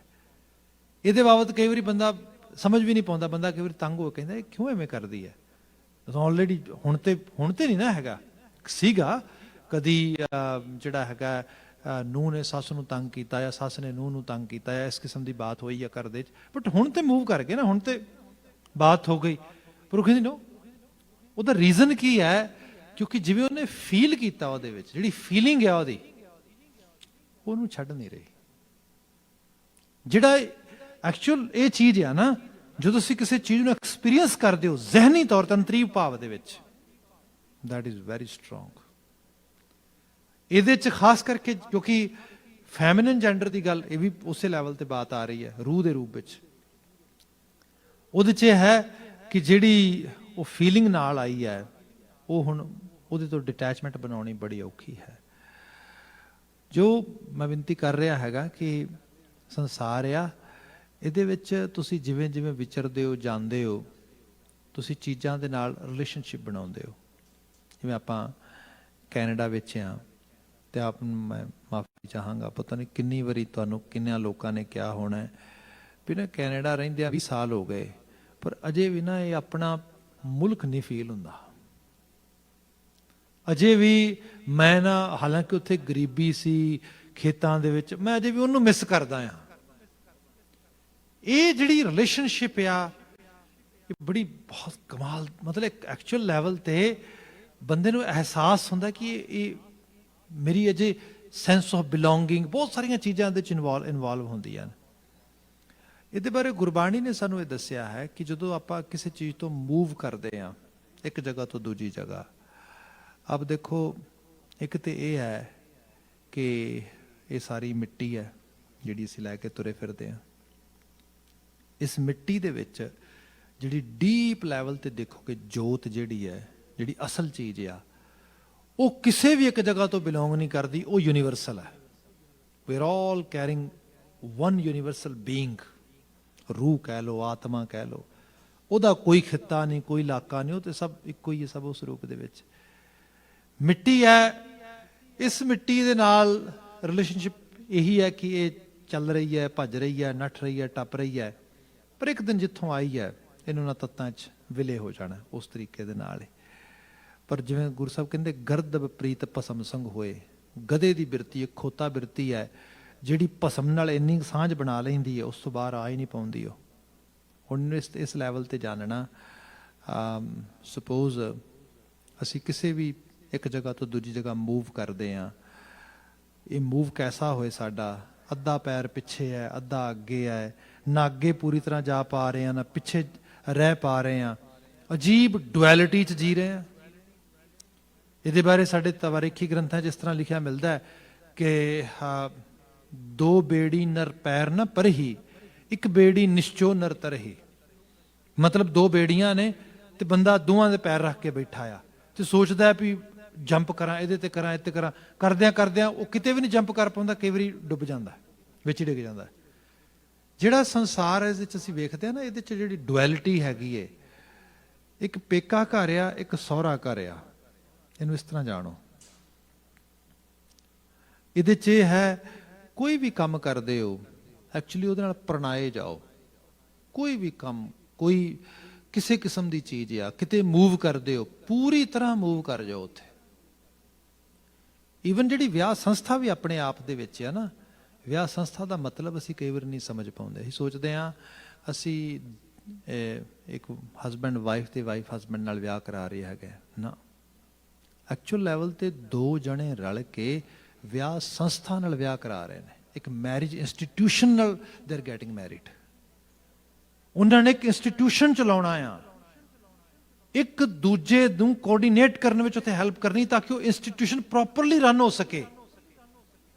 ਇਹ ਚੀਜ਼ ਜੇ ਸਮਝ ਨਹੀਂ ਆਏਗੀ, ਉਨੀ ਦੇਰ ਤੱਕ ਕੀ ਹੋਏਗਾ, ਉਲਾਮੇ ਹੋਣਗੇ, ਇੱਕ ਦੂਜੇ ਨੂੰ ਐਗਜ਼ਾਮਿਨ ਕੀਤਾ ਜਾਏਗਾ, ਟੈਸਟ ਕੀਤਾ ਜਾਏਗਾ, ਫਿਰ ਵਾਰ-ਵਾਰ ਕਿਹਾ ਜਾਏਗਾ ਮੈਂ ਰੋਲ ਵੱਧ ਅਦਾ ਕਰਦਾ, ਤੂੰ ਘੱਟ ਕਰਦਾ, ਤੂੰ ਵੱਧ ਕਰ ਰਿਹਾ, ਮੈਂ ਇਸ ਕਿਸਮ ਦੀ ਲਗਾਤਾਰ ਸਟਰਗਲ ਚੱਲੇਗੀ, ਕਿਉਂਕਿ ਰਿਐਲਿਟੀ 'ਚ ਉਸ ਚੀਜ਼ ਨੂੰ ਨਹੀਂ ਸਮਝਿਆ ਜਾ ਰਿਹਾ। ਇਨ ਬਿਨ ਥੋੜਾ ਜਿਹਾ ਐਗਜ਼ਾਮਪਲ ਇਹਦੇ ਨਾਲ ਹੋਰ ਦੇ ਦਿੰਦਾ ਵਾਂ। ਜਿਵੇਂ ਕੋਈ ਅਸੀਂ ਕੰਮਕਾਰ, ਕਾਰੋਬਾਰ, ਨੌਕਰੀ, ਪੇਸ਼ਾ, ਪੜ੍ਹਾਈ, ਕੋਈ ਚੀਜ਼ ਕਰਦੇ ਹਾਂ, ਐਕਚੁਅਲੀ ਉਹਦੇ ਨਾਲ ਸਾਡਾ ਇਹੋ ਜਿਹਾ ਕਿ ਅਸੀਂ ਵੀ ਗੈਟ ਮੈਰਿਡ ਵਿਦ ਦੈਟ। ਜੇ ਚੀਜ਼ ਨਹੀਂ ਬਣ ਰਹੀ, ਬੰਦਾ 100% ਉਹਦੇ 'ਚ ਆਪਣੇ ਆਪ ਨੂੰ ਇਨਵੋਲਵ ਨਹੀਂ ਕਰਦਾ, ਨਾ ਤੇ ਉਹਨੂੰ ਇੰਜੋਏ ਕਰ ਪਾਏਗਾ, ਨਾ ਉਹਦੇ 'ਚੋਂ ਰਿਜ਼ਲਟਸ ਪ੍ਰੋਪਰਲੀ ਆ ਪਾਉਣਗੇ। ਮਾਫੀ ਮੰਗਾਂਗਾ, ਇੱਕ ਛੋਟੀ ਜਿਹੀ ਐਗਜ਼ਾਮਪਲ ਦੇਣ ਲੱਗਾ। ਸਾਡੇ ਇੱਥੇ ਕੈਨੇਡੀਅਨ, ਖਾਸ ਕਰਕੇ ਜਿਹੜੇ ਅਸੀਂ ਸਾਊਥ ਏਸ਼ੀਅਨ ਲੋਕ ਤੇ ਪੰਜਾਬੀ ਲੋਕ ਆ, ਜਿਹੜੇ ਇੱਥੇ ਆਏ ਆ, ਇੱਥੇ ਅਪੋਰਚੁਨਿਟੀਜ਼ ਨੇ, ਸਕੂਲਿੰਗ ਆ, ਚੰਗੀ ਸਕੂਲਿੰਗ ਮਿਲ ਜਾਂਦੀ ਬੱਚਿਆਂ ਨੂੰ। ਫਿਰ ਸਾਡੇ ਸੁਪਨੇ ਵੀ ਥੋੜ੍ਹੇ ਵੱਡੇ ਹੋ ਜਾਂਦੇ ਨੇ ਕਿ ਜੇ ਬੱਚਾ 90+ ਮਾਰਕਸ ਲਿਆ ਰਿਹਾ ਹੈ ਤੇ ਇਹ ਡਾਕਟਰ ਬਣ ਸਕਦਾ ਈਜ਼ੀਲੀ। ਮੈਡੀਕਲ ਉਹਨੂੰ ਸਭ ਤੋਂ ਟੌਪ 'ਤੇ ਅਸੀਂ ਕਹਿੰਦੇ ਹਾਂ ਵੀ ਮੈਡੀਕਲ ਪ੍ਰੋਫੈਸ਼ਨ ਹੈ, ਡਾਕਟਰ ਬਣ ਜੇ। ਐਕਚੁਅਲ ਲੈਵਲ 'ਤੇ ਇੱਥੇ ਹੁਣ ਲਗਾਤਾਰ ਕ੍ਰਾਈਟੀਰੀਆ ਵੀ ਚੇਂਜ ਹੋ ਰਿਹਾ, ਤੁਹਾਨੂੰ ਪਤਾ MCAT ਲਿਖਣ ਤੋਂ ਬਾਅਦ ਵੀ ਉਹ ਜ਼ਰੂਰੀ ਨਹੀਂ ਇੰਟਰਵਿਊ 'ਚ ਉਹ ਸਭ ਕੁਛ ਇੱਕ ਪਾਸੇ ਰੱਖ ਦਿੰਦੇ ਨੇ। ਉਹ ਕਹਿੰਦੇ ਨਹੀਂ, ਕਿਉਂਕਿ ਉੱਥੇ ਉਹ ਡਾਇਵਰਸਡ ਕਮਿਊਨਿਟੀ 'ਚ ਆ ਰਹੇ ਨੇ। ਪਿੱਛੇ ਹੋਇਆ ਇੱਕ ਵਾਰ ਪੂਰਾ ਹੀ ਜਿਹੜਾ ਹੈਗਾ ਇੱਕ ਸਾਈਡ ਆ ਗਈ, ਪਰ ਹੁਣ ਉਹਨਾਂ ਨੇ ਫਿਰ ਡਾਇਵਰਸਿਟੀ ਸ਼ੁਰੂ ਲੈਣ ਦੀ। ਉੱਥੇ ਅਮਰੀਕਾ 'ਚ ਕਈ ਯੂਨੀਵਰਸਿਟੀਜ਼ ਨੇ ਅੰਡਰ ਡਾਇਵਰਸਿਟੀ ਦੇ ਨੇਮ ਹੇਠ ਉਹਨਾਂ ਨੇ ਬਹੁਤ ਜਗ੍ਹਾ 'ਤੇ ਇੱਕ ਜਿਹੜਾ ਖਾਸ ਕਰਕੇ ਬਰਾਊਨ ਕਲਰ ਦੇ ਲੋਕਾਂ ਨੂੰ ਬੜੇ ਹਰਡਲ ਪਾਏ, ਰੋਕ ਪਾਏ, ਭਾਈ ਇਹ ਬੁੱਟੂ ਮਚਾ ਰਹੇ ਨੇ ਇਸ ਢੰਗ ਦੇ ਨਾਲ, ਸੇਮ ਇੱਕੋ ਪ੍ਰੋਫੈਸ਼ਨ ਦੇ ਵਿੱਚ। ਖੈਰ ਹੋਇਆ ਇਹ ਕਿ ਉਹਨਾਂ ਕਿਹਾ ਕੋਈ ਗੱਲ ਨਹੀਂ, ਤਾਂ ਕੀ ਫਰਕ ਪੈਂਦਾ ਹੈਗਾ ਜੇ ਆਪਾਂ ਨੂੰ ਕੈਨੇਡਾ 'ਚ ਐਡਮਿਸ਼ਨ ਨਹੀਂ ਮਿਲਦਾ ਤੇ it's not A big deal. $500,000 ਦੀ ਖੇਡ ਆ, ਲੈਟਸ ਗੋ ਸਟੇਟਸ। ਜੇ ਹੋਰ ਇਸ ਤੋਂ ਨਹੀਂ ਕੈਰੇਬੀਅਨ ਚਲੇ ਜਾਂਦੇ ਆ, ਐਗਜ਼ਾਮ ਹੀ ਲਿਖਣਾ, ਉੱਥੇ ਚੈਲੰਜ ਕਰ ਲਾਂਗੇ। ਮੈਂ ਕਈ ਦਰਜਨਾਂ ਇਹੋ ਜਿਹੇ ਕੇਸਿਸ ਵਿੱਚ ਇਨਵੋਲਵ ਹੋਇਆ ਜਿਹਦੇ ਵਿੱਚ ਬੱਚੇ ਮੈਡੀਕਲ ਪ੍ਰੋਫੈਸ਼ਨਲਸ ਬਣ ਗਏ। No doubt they are doing really good, they are making good money, they have good career, but there is no life. Family life zero ਹੈ। ਆਪਣੀ ਪਰਸਨਲ ਫਰਸਟ੍ਰੇਸ਼ਨ ਇਤਨੀ ਜ਼ਿਆਦਾ ਆ, ਕਿਤੇ ਐਂਗਰ ਮੈਨੇਜਮੈਂਟ ਦਾ ਪ੍ਰੋਬਲਮ ਆ ਰਹੀ ਹੈ, ਕਿਤੇ ਡਿਪਰੈਸ਼ਨ ਆ ਰਿਹਾ ਆ, ਕਿਤੇ ਪੂਰੀ ਤਰ੍ਹਾਂ ਇੱਕ ਨਵੇਂ ਲੈਵਲ ਤੇ ਬੱਚਾ ਆ ਗਿਆ ਹੈਗਾ, ਉਹਨੂੰ ਸਕਿਜ਼ੋਫਰਨਿਕ ਜਿਹੜਾ ਹੈਗਾ ਉਹ ਡਾਇਗਨੋਸ ਕਰਤਾ ਗਿਆ ਸਾਰਾ ਕੁਝ। ਰੂਟ ਕਾਜ਼ ਵੇਖਾਂਗੇ ਤੇ ਪਤਾ ਲੱਗੇਗਾ, ਓਹੋ ਜਿਹੜੀ ਚੀਜ਼ ਦੇ ਨਾਲ ਇਹਨੂੰ ਇਤਨਾ ਡੀਪਲੀ ਇੰਗੇਜ ਕਰ ਦਿੱਤਾ ਗਿਆ ਉਹਦੇ ਨਾਲ ਇਹਦੀ ਮੈਰਿਜ ਨਹੀਂ ਹੋਈ, ਉਹਦੇ ਨਾਲ ਇਹ ਪੂਰੀ ਤਰ੍ਹਾਂ 100% ਇਹ ਮਿੰਗਲ ਨਹੀਂ ਹੋਇਆ ਉਸ ਰੂਪ ਦੇ ਵਿੱਚ। ਪੇਕੇ ਘਰ ਤੋਂ ਫਿਰ ਘਰ ਜਾਣਾ, ਇਹਨੂੰ ਇਸ ਤਰ੍ਹਾਂ ਜਾਣੋ। ਤੇ ਇਹ ਪਲ ਪਲ ਹੋ ਰਿਹਾ ਹੈ, ਹਰ ਰੋਜ਼ ਹੋ ਰਿਹਾ ਹੈ, ਜੀਵਨ ਦੇ ਵੱਖਰੇ ਵੱਖਰੇ ਟ੍ਰਾਂਜੀਸ਼ਨਲ ਪੀਰੀਅਡ ਵਿੱਚ ਹੋ ਰਿਹਾ ਹੈ। ਇੱਕ ਪੈਰ ਅੱਗੇ ਇੱਕ ਪਿੱਛੇ, ਮਨ ਕੁਝ ਕਹਿ ਰਿਹਾ ਹੈ, ਦਿਮਾਗੀ ਖੇਡ ਕੁਝ ਹੋਰ ਚੱਲ ਰਹੀ ਹੈ, ਕੁਝ ਇਨਫਲੂਐਂਸ ਸੋਸਾਇਟੀ ਦਾ ਹੈ, ਕੁਝ ਫੈਮਿਲੀ ਦਾ ਆ। ਅਜੀਬ ਤਰ੍ਹਾਂ ਦੀ ਹਾਲਤ 'ਚ ਬੰਦਾ ਜੀ ਰਿਹਾ ਹੈਗਾ। ਐਸੀ ਹਾਲਤ 'ਚ ਕੀ ਹੋਏਗਾ? ਹੁਣ ਮੈਂ ਇਹਨੂੰ ਕਲਚਰਲ ਸਾਈਡ ਤੋਂ ਲੈ ਕੇ ਆਉਣਾ ਵਾਂ। ਜਿਹੜਾ ਬਚਨ ਆਇਆ ਪਈ ਜਿਹੜਾ ਫਿਰ ਚੇਤੇ ਨਾ ਹੀ, ਇਹ ਗੁਰੂ ਸਾਹਿਬ ਜੀ ਐਗਜ਼ਾਮਪਲਸ ਕਰ ਰਹੇ ਨੇ ਉਸ ਕਲਚਰ ਤੇ ਉਹਨਾਂ ਜਗ੍ਹਾ ਤੇ ਜਿੱਥੇ ਇਸਤਰੀ ਦੀ ਆਈਡੈਂਟੀਟੀ ਸਿਰਫ ਉਹਦੇ ਸਹੁਰੇ ਘਰ 'ਚ ਜਾ ਕੇ ਬਣਦੀ ਸੀ, ਤੇ ਸਹੁਰੇ ਘਰ ਦੇ ਵਿੱਚ ਵੀ ਉਦੋਂ ਜੇ ਉਹਦੀ ਸਹੁਰੇ ਘਰ ਨਾਲ ਬਣ ਆਉਂਦੀ ਸੀ। ਜੇ ਨਹੀਂ ਬਣ ਆਉਂਦੀ ਤੇ ਉਹਦੀ ਜ਼ਿੰਦਗੀ ਜਿਹੜੀ ਹੈ ਸਵਾਏ ਦੁੱਖਾਂ ਤੋਂ ਹੋਰ ਕੁਝ ਵੀ ਨਹੀਂ। ਤੇ ਇਹ ਮੈਂ ਸਿਰਫ ਕਈ ਵਾਰ ਸਾਡੇ ਖਾਸ ਕਰਕੇ ਯੰਗ ਬੱਚੇ ਬਹੁਤ ਸੁਣਦੇ via TV, Canadian born brought up, ਉਹ ਕਹਿੰਦੇ ਤੇ ਕਲਚਰਲ ਐਕਸਰਸਾਈਜ਼ ਹੋਏਗੀ ਉੱਥੋਂ ਦੀ। ਮੈਂ ਇੱਥੋਂ ਦੀ ਗੱਲ ਕਰ ਦਿੰਦਾ। ਅਮਰੀਕਾ ਦੇ ਵਿੱਚ ਇਸ ਇਲੈਕਸ਼ਨ ਦੇ ਦੌਰਾਨ ਰੀਸੈਂਟਲੀ ਟਰੰਪ ਬੋਲ ਰਿਹਾ ਸਦਰਨ ਸਟੇਟਸ ਦੇ ਵਿੱਚ, ਉਹ ਕਹਿ ਰਿਹਾ ਕਿ ਆਈ will make sure white community ਦੀਆਂ ਵਿਮਨ ਨੂੰ, ਜਿਹੜੀਆਂ ਲੇਡੀਜ਼ ਨੇ, ਉਹਨਾਂ ਨੂੰ ਐਡਰੈਸ ਕਰਦਾ ਹੋਇਆ ਕਹਿੰਦਾ ਵੀ don't worry, I will make sure, ਕਿ ਮੈਂ ਮੇਕ ਸ਼ੋਰ ਕਰਾਂਗਾ ਕਿ your husbands can go to work. ਹਾਲਾਂਕਿ ਬਾਅਦ ਦੇ ਵਿੱਚ ਮੀਡੀਆ ਨੇ ਇਹਦਾ ਬੜਾ ਚੀਰਫਾੜ ਕੀਤੀ ਵੀ ਆਹ ਕੀ ਮਤਲਬ ਹੈ ਤੇਰਾ, ਯੂ ਆਰ ਸੈਕਸਿਸਟ, ਜੈਂਡਰ ਬੇਸ ਤੂੰ ਕਮੈਂਟ ਕਰ ਰਿਹਾ ਇਸ ਤਰੀਕੇ ਦੇ ਨਾਲ, ਕਿਉਂ ਇਹਨਾਂ ਦੇ ਹਸਬੈਂਡ ਹੀ ਕੰਮ ਤੇ ਤੂੰ ਭੇਜਣ ਦੀ ਗੱਲ ਕਰ ਰਿਹਾ, ਇਹ ਕਿਉਂ ਨਹੀਂ ਜਾ ਸਕਦੀਆਂ? ਤੂੰ ਅੱਜ 21st ਸੈਂਚੁਰੀ ਦੇ ਸੈਕੰਡ ਡੈਕੇਡ 'ਚ ਖੜਾ ਹੋ ਕੇ ਅਮਰੀਕਾ ਦੀ ਸਟੇਟ 'ਚ ਇਸ ਤਰੀਕੇ ਦੀਆਂ ਗੱਲਾਂ ਕਰਦਾ ਹੈਗਾ। What is this? ਇਹ ਨੌਨਸੈਂਸ ਹੈ ਇਸ ਰੂਪ ਵਿੱਚ ਇਹ ਗੱਲ। ਤੇ ਅਜੇ ਵੀ ਜੇ ਉਹ ਬੰਦਾ ਗੱਲ ਕਹਿ ਰਿਹਾ ਹੈਗਾ ਕਿਉਂਕਿ ਉਹ ਕਲਚਰ 'ਚ ਆ ਰਿਹਾ, ਜਿਸ ਕਲਚਰ 'ਚ ਇਹ ਸੀਗਾ ਕਿ ਹਾਂ ਘਰਾਂ 'ਚ ਬੰਦੇ ਕੰਮ ਤੇ ਜਾਂਦੇ ਨੇ, ਇਸਤਰੀਆਂ ਘਰ ਸਾਂਭਦੀਆਂ ਨੇ, ਇਸਤਰੀ ਦੀ ਆਇਡੈਂਟੀਟੀ ਇਹ ਹੈ, ਉਹਦੀ ਸਾਂਝ ਘਰ ਨਾਲ ਹੈ, ਪਰਿਵਾਰ ਨਾਲ ਹੈ, ਬਸ ਇੰਨੀ ਕਿ ਉਹਦੀ ਸਾਂਝ ਹੈ। ਇਸੇ ਰੂਪ ਵਿੱਚ ਸਭ ਕੁਝ ਉਸ ਰੂਪ ਦੇ ਅੰਦਰ। ਹੁਣ ਉਸ ਕਲਚਰ ਦੇ ਵਿੱਚੋਂ ਗੁਰੂ ਬਾਬਾ ਜੀ ਐਗਜ਼ਾਮਪਲ ਲੈ ਕੇ ਆਉਂਦੇ ਨੇ। ਹਾਲਾਂਕਿ ਸਾਡੇ ਘਰ ਜੇ ਤੁਸੀਂ ਤਵਾਰੀਖੀ ਰੰਗ 'ਚ ਵੇਖੋ ਤੇ ਮਾਈ ਭਾਗ ਕੌਰ ਆ, ਉਹਦੀ ਆਇਡੈਂਟੀਟੀ ਗੁਰੂ ਕੇ ਸਿੱਖ ਦੇ ਤੌਰ ਤੇ ਹੈ। ਘਰ ਦਾ ਬੰਦਾ ਗੁਰੂ ਨੂੰ ਕਹਿੰਦਾ ਕਿ ਮੈਂ ਜੰਗ 'ਚ ਨਹੀਂ ਜਾਣਾ, ਤੇ ਉਹ ਜਦੋਂ ਘਰ ਨੂੰ ਤਾਂ ਇਕੱਲੀ ਇੱਕ ਨਾਂ ਆਇਆ, ਬਾਕੀ ਬਹੁਤ ਵੱਡੀ ਜਮਾਤ ਹੈ ਉਹਨਾਂ ਦੇ ਨਾਲ, ਉਹ ਕਹਿੰਦੇ ਖਬਰਦਾਰ, ਜਿਹਦੇ 'ਚ ਇੰਨਾ ਕਮਿਟਮੈਂਟ ਨਹੀਂ ਹੈਗਾ ਗੁਰੂ ਨਾਲ ਸਾਂਝ ਪਾਉਣ ਦਾ, ਅਸੀਂ ਉਹਦੇ ਕਮਿਟਮੈਂਟ ਤੇ ਕੀ ਬਿਲੀਵ ਕਰਾਂਗੇ? ਤੇਰਾ ਸਾਡਾ ਕੋਈ ਰਿਸ਼ਤਾ ਨਹੀਂ, ਨਿਕਲ ਇੱਥੋਂ। ਹੁਣ ਆਹ ਜਿਹੜੀ ਬਾਤ ਇੱਕ ਰੈਵੋਲੂਸ਼ਨ ਦੀ ਗੱਲ ਆ ਸਿੱਖੀ ਕਨਸੈਪਟ 'ਚ ਚੀਜ਼ ਅਸੀਂ ਦੇਖਦੇ ਹਾਂ ਤੇ ਹੋਰ ਪਿਛੋਕੜੇ ਚਲੇ ਜੀ ਤੁਹਾਨੂੰ ਬਹੁਤ ਸਾਰੀਆਂ ਐਸੀਆਂ ਚੀਜ਼ਾਂ ਮਿਲ ਜਾਣਗੀਆਂ। ਇਹ ਗੁਰੂ ਸਾਹਿਬ ਨੇ ਚੇਂਜਸ ਲੈ ਕੇ ਆਏ। ਪਰ ਆਹ ਜਿਹੜਾ ਸ਼ਬਦ ਆ ਇਹ ਕਿਉਂਕਿ ਕਲਚਰਲ ਆਸਪੈਕਟ ਨੂੰ ਮੈਂ ਕਿਹਾ ਫੀਲਿੰਗ ਜਿਹੜੀ ਹੁੰਦੀ ਹੈ ਉਹਨੂੰ ਸਮਝਣ ਦੀ ਲੋੜ ਆ ਇੱਥੇ। ਜਿਵੇਂ ਆਪਾਂ ਸਿੰਪਥੀ ਤੇ ਐਂਪਥੀ ਜਿਹੜੀ ਹੁੰਦੀ ਹੈ, what is the difference between sympathy and empathy? ਇੱਕ ਹੁੰਦੀ ਸਹਾਨੁਭੂਤੀ, ਇੱਕ ਹੁੰਦੀ ਅਨੁਭੂਤੀ। ਫਰਕ ਕੀ ਇਹਦੇ ਵਿੱਚ? ਕੁਝ ਲੋਕ ਸਿਰਫ ਕਿਸੇ ਨਾਲ ਜਸਟ ਇੱਕ ਵਿਚਾਰਗੀ ਵਾਲਾ ਹੋ, ਵਿਚਾਰਾ ਇਸ ਤਰ੍ਹਾਂ ਹੋ ਗਿਆ, ਉਹਦੇ ਕੋਲ ਹੀ ਬੈਠ ਕੇ ਹਾਂ ਭਾਈ ਬੜਾ ਬੜਾ ਮਾੜਾ ਹੋਇਆ, ਬੜਾ ਇਸ ਤਰੀਕੇ ਨਾਲ। It's just a lip service. ਇੱਕ ਸ਼ਖਸ ਆ ਉਹ ਐਵੇਂ ਤੇ ਨਹੀਂ ਕਹਿੰਦਾ, ਪਰ ਉਹਦੇ ਕੋਲ ਬੈਠ ਕੇ ਉਹਨੂੰ ਇਹ ਅਹਿਸਾਸ ਕਰਾਉਂਦਾ ਹੈ ਕਿ ਨਾ I can feel your pain, I don't have any solution, I don't have anything, but at the same time ਮੈਨੂੰ ਪਤਾ ਹੈ ਤੂੰ ਇਹਨਾਂ ਸ਼ੂਜ਼ ਵਿੱਚ ਖੜਾ ਹੋ ਕੇ ਜਾਂ ਖੜੀ ਹੋ ਕੇ ਕੀ ਮਹਿਸੂਸ ਕਰ ਰਿਹਾ ਹੈ। ਗੁਰੂ ਬਾਬਾ ਜੀ ਉਹਦਾ ਅਹਿਸਾਸ ਕਰਾ ਕੇ ਸ਼ਬਦ ਵਿੱਚ ਸਾਨੂੰ ਕੁਝ ਸਿਰਜਣਾ ਕਰਦੇ ਸਚਿਆਰ ਬਣਨ ਵਾਸਤੇ। ਕਿੰਨਾ ਜ਼ਰੂਰੀ ਹੈ ਸਚਿਆਰ ਹੋ ਕੇ। ਦੇਖੋ ਜਿਸ ਚੀਜ਼ ਵਿੱਚ ਤੁਸੀਂ ਫੀਲ ਨਹੀਂ ਕਰਦੇ, ਤੁਸੀਂ ਜਾ ਨਹੀਂ ਰਹੇ, ਤੁਹਾਨੂੰ ਸੈਂਸ ਆਫ ਬਿਲੋਂਗਿੰਗ ਹੀ ਨਹੀਂ ਬਣ ਰਹੀ।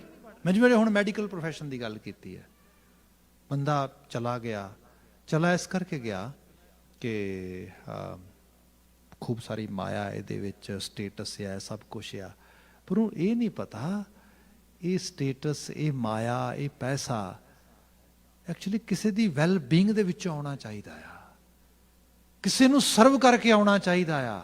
ਤੇ ਉਹ ਸਰਵ ਸਿਰਫ ਤਨ ਕਰਕੇ ਨਹੀਂ, ਮਨ ਕਰਕੇ ਕਰਨਾ ਹੈ, ਅੰਤਰੀ ਭਾਵ ਦੇ ਵਿੱਚ।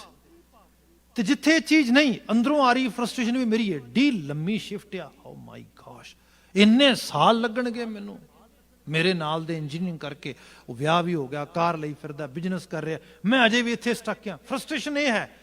ਤੇ ਉਹ ਫਰਸਟ੍ਰੇਸ਼ਨ ਦੇ ਵਿੱਚ ਬੰਦਾ ਸਰਜਰੀ ਕਰ ਰਿਹਾ, ਕੀ ਹੋਏਗਾ? 66% ਅਮਰੀਕਨ ਜਿਹੜੇ ਮੈਡੀਕਲ ਪ੍ਰੋਫੈਸ਼ਨਲਸ ਹੈਗੇ ਨੇ ਉਹਨਾਂ ਬਾਰੇ ਕਿਹਾ ਜਾ ਰਿਹਾ ਹੈ they are totally burn out.